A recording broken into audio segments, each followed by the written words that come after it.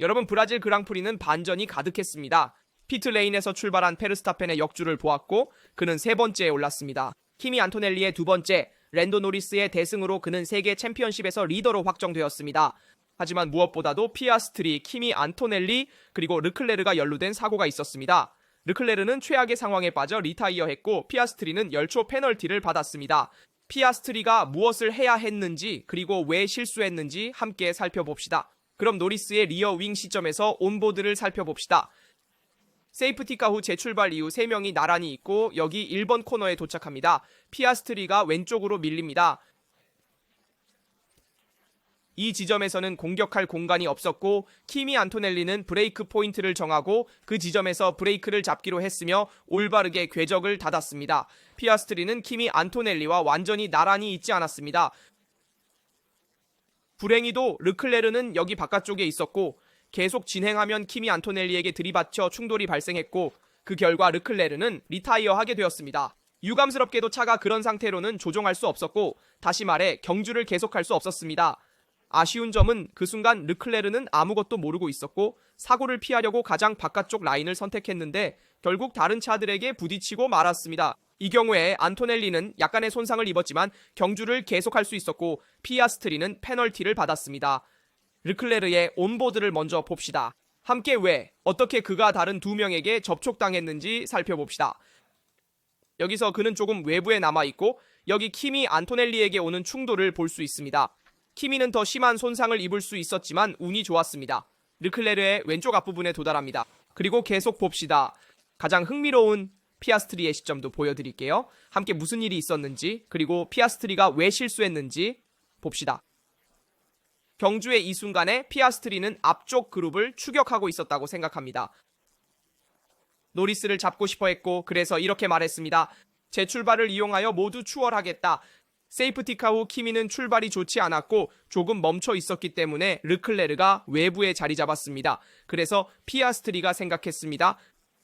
나는 내부로 들어갈 것이다. 하지만 상파울루 인테르라고스의 첫 번째 코너 문제는 직선에서는 넓어 보이지만 이후 매우 좁아져서 깔때기가 되며 내부 궤적을 만들 수 없습니다. 피아스트리처럼 세계 챔피언이 될 수 있는 사람이라면 타이틀을 위해 싸우고 있는 상황에서 그렇게 많은 위험을 감수할 수는 없습니다. 사실 피아스트리는 오늘 타이틀을 날려버렸습니다. 저는 여기서 그렇게 말하고 부정하지 않습니다. 피아스트리는 이 조작으로 타이틀을 날려버렸고 잘못된 조작을 했으며 세계 챔피언이 될 수 있는 사람이 아닌 본능에 따른 잘못된 판단을 했고 그 결과를 치르게 되었습니다. 10초 페널티는 정당하며 경주에서 더 엄격할 수도 있었지만 세계 챔피언십을 위해 싸우고 있기 때문에 당연합니다. 어쨌든 안토넬리는 오른쪽에 약간의 공간이 있었지만 후에 안토넬리의 위치도 설명할 것이며 그것이 중요한 것은 아닙니다. 이제 피아스트리를 봅시다. 이 순간 피아스트리가 내부에 있기 때문에 그를 봅시다. 여기 브레이크 포인트에 도달하며 키미보다 약간 앞서 있지만 키미는 나중에 브레이크를 잡습니다. 그리고 이 순간 키미가 코너에 접근하고 있습니다. 피아스트리는 왼쪽에 공간이 없고 오른쪽으로 이동하려고 해야 합니다. 그러나 키미는 이미 어떻게 브레이크를 잡을지 결정했고 차를 코너 쪽으로 향하게 했으며 피아스트리처럼 외부 쪽으로 향하게 하지 않았습니다. 그래서 닿습니다. 이 순간 피아스트리는 안토넬리의 사이드미러에 정렬되지 않았고 따라서 앞에 있지 않으며 안토넬리와 나란히 있지 않습니다. 이 경우 피아스트리는 이 궤적을 가질 권리가 없으며 이 코너에서 발생하는 모든 접촉은 피아스트리의 책임입니다. 그래서 잠깐 봅시다. 계속해서 여기서 잠금이 발생합니다. 이 잠금은 그가 이 순간 앞바퀴를 제어하지 못했다는 것을 의미하며 직진하는 것이 당연합니다. 현재 공간이 없습니다.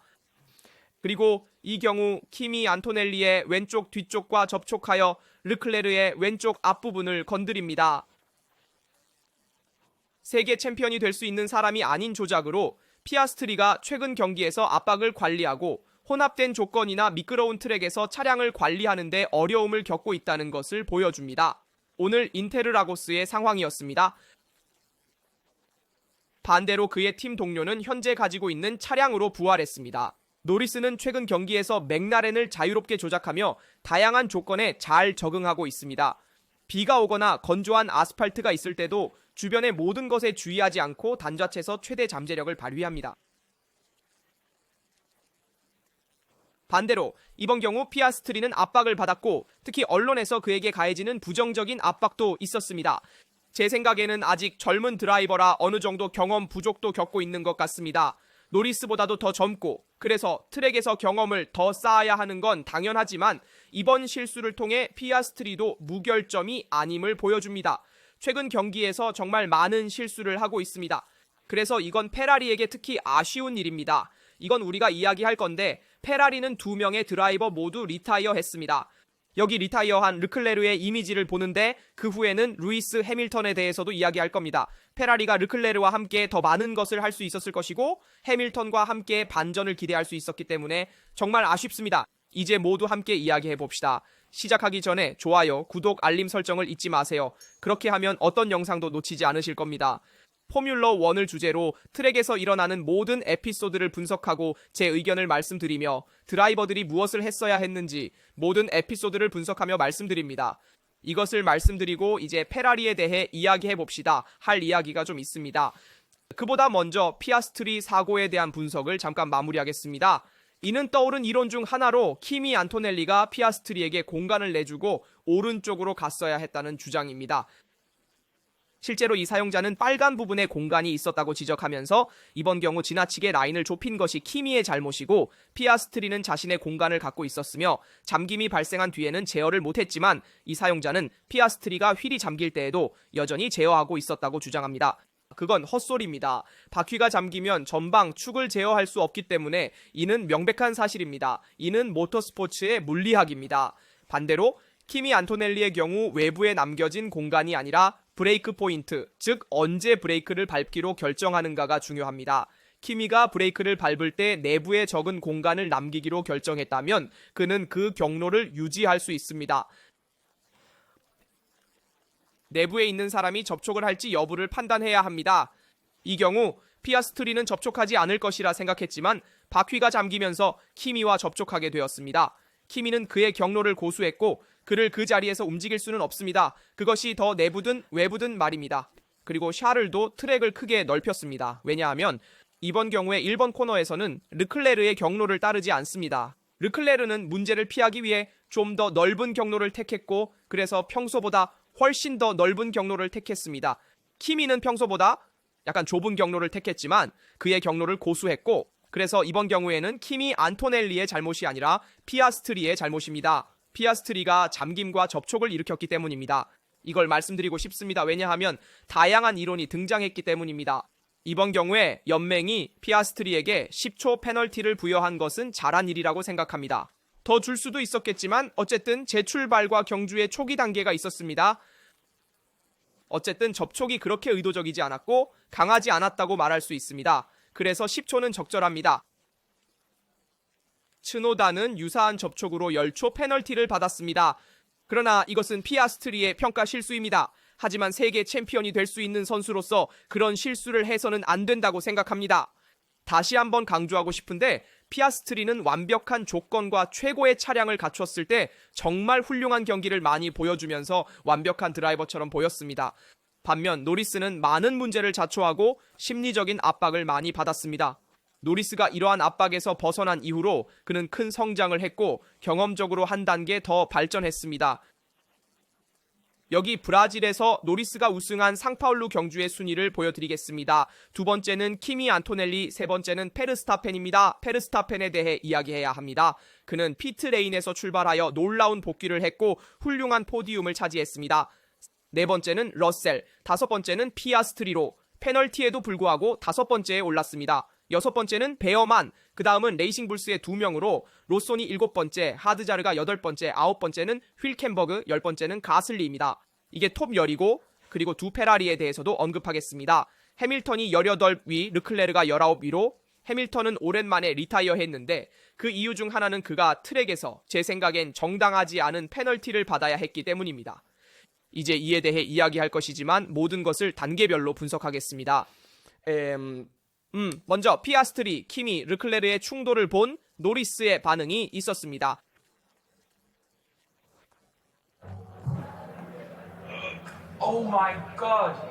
페르스타펜도 그곳에서 코멘트를 했습니다. 이것을 말씀드리고 키미가 포인트에 도달하여 훌륭한 두 번째를 기록한 것을 보여드리겠습니다. 그는 현재 2007년 해밀턴의 첫 시즌보다 더 많은 포인트를 가지고 있습니다. 키미는 122점, 해밀턴은 109점입니다. 이것은 몬자 이후로 키미가 얼마나 강력한지를 보여주는 매우 중요한 데이터입니다. 그는 시즌 후반부를 훌륭하게 해내고 있습니다. 키미에게 축하의 말을 전했습니다. 브라질에서 정말 멋진 주말을 보냈습니다. 실수 없이 대단합니다.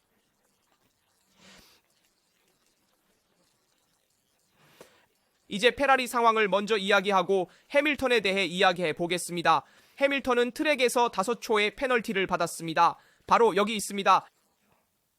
해밀턴은 트랙에서 5초의 페널티를 받았습니다. 그래서 차량 상태가 좋지 않음에도 불구하고 계속 달렸습니다. 그는 앞 날개를 교체하기 위해 여러 번 피트 스탑을 했고 바닥에 끼어있던 날개를 제거하여 차량을 수리하려 했지만 잘 되지 않았습니다.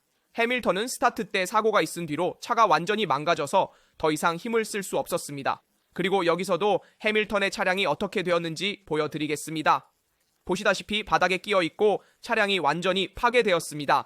제 생각에 해밀턴은 콜라핀토와의 접촉으로 인해 5초 페널티를 받았지만 그 접촉은 의도된 것이 아니었으며 차량을 통제하지 못했습니다. 제 생각에 상황을 바꿀 수 없는 드라이버를 처벌할 수는 없습니다. 그가 차량이 손상된 상태에서 할 수 있는 것이 없었습니다. 물론 그의 잘못이기는 하지만 조금 덜 공격적으로 할 수 있었겠지만 5초는 과도하다고 생각했습니다. 페라리가 해밀턴을 트랙에 남겨 이번 경기에서 5초 페널티를 소진하게 한 것은 잘한 결정이었습니다. 다음 경기가 아니라 이번 경기에서 페널티를 처리한 거죠. 그래서 그를 트랙에 오랫동안 남겨두었고 다음 경기에서 그리드 페널티를 받지 않았으며 브라질에서 5초 페널티를 소진했습니다. 결국 그는 은퇴했습니다. 따라서 페라리에게는 정말 끔찍한 주말이었습니다. 이 스프린트에서의 이중 은퇴는 원하지 않았습니다. 스프린트 주말에 이중 은퇴를 예상하지 않았고 이번 경기에서 르클레르가 훨씬 더 잘할 수 있었을 것입니다. 그는 중심을 맞아 불운했고 해밀턴도 더 잘할 수 있었을 것입니다. 여기 해밀턴의 차량 바닥이 손상된 다른 이미지를 보여드립니다. 모든 것이 손상되어 앞으로 나아갈 수 없었고 차량이 회전하지 않았기 때문에 우리가 본 상황이 어느 정도 야기되었습니다. 사실 42랩 이후에 해밀턴이 차고에서 은퇴했는데 차량 바닥에 너무 많은 손상이 있어서 경기를 마칠 수 없었고 엔진을 보존하기 위해 은퇴시키는 것이 적절했습니다. 그 페널티는 이해가 잘 되지 않아서 아쉽습니다. 제 생각에 이 경우 해밀턴은 차량을 통제하지 못했고 그 접촉은 해밀턴의 직접적인 잘못이 아니었습니다. 그럼 이제 피트레인에서 3위까지 올라간 베르스타펜의 마법에 대해 이야기해야 합니다. 정말 놀라운 일입니다. Un fenomeno. 그리고 여러 번 말했지만 계속해서 말하고 싶습니다. 그는 놀라운 경기를 펼쳤고 랩 타임이 계속 개선되고 있습니다.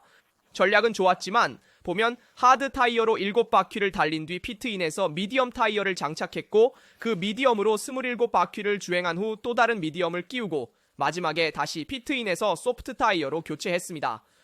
50랩쯤 아니면 좀 더 나아가 53, 54랩쯤에 소프트 타이어로 교체하러 들어갔을 때 저는 계속 달릴 수도 있었겠다. 미디엄 타이어로 더 많은 랩을 소화하고 베어맨이 미디엄으로 35랩을 달렸던 것처럼 끝까지 하드, 미디엄 전략으로 갔어도 됐을 텐데 굳이 하드, 미디엄, 소프트로 갈 필요는 없었을 것 같다고 생각했습니다. 그 소프트, 베르스타펜의 마지막 피트 스탑은 그의 경기 결과에 영향을 미쳤다고 생각합니다.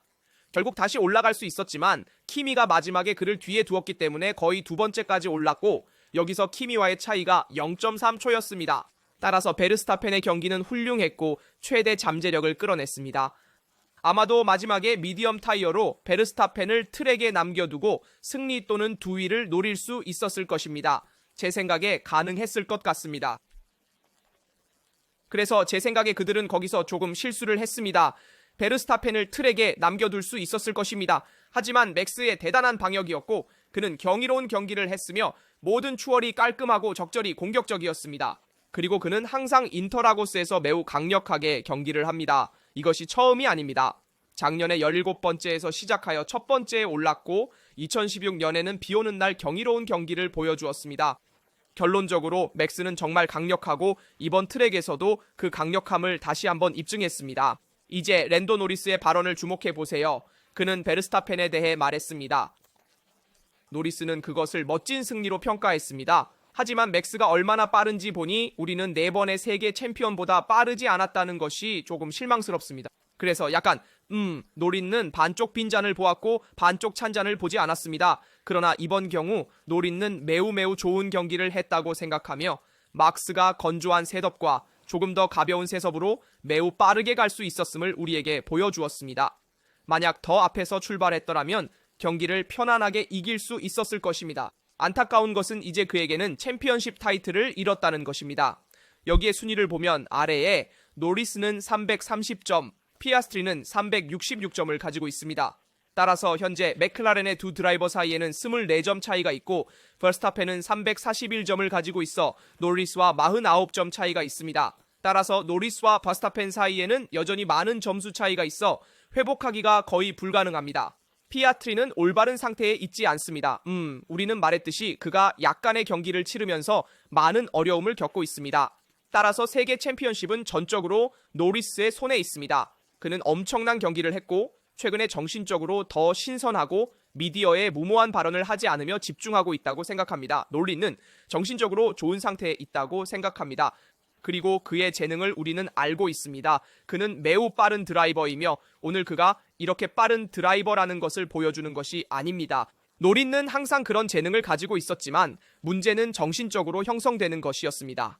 지금 우리는 그가 과거에 비해 더 성숙해진 모습을 보고 있습니다.